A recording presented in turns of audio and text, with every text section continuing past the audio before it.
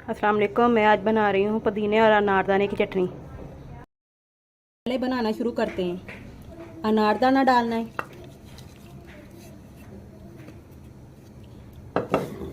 और इसे अच्छी तरह पेस्ट बना लेना है। हमने इसका अच्छी तरह पेस्ट बना लिया। अब इसमें ये शामिल करते हैं। अब हम इसका पेस्ट बनाएंगे। में पुदीना डाल देंगे। अब इसका पेस्ट बनाएंगे।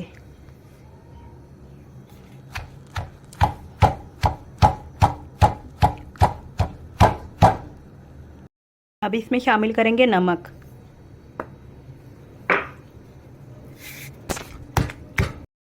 अब इसको मिक्स कर देंगे। गाइस, हमारी चटनी होगी तैयार। अब इसे बोल में निकाल लेंगे। गाइस, इसे ज़रूर बनाएं और ट्राई करें। इंशाल्लाह आपको पसंद आएगी। वीडियो अच्छी लगी लाइक करें। अल्लाह हाफिज़।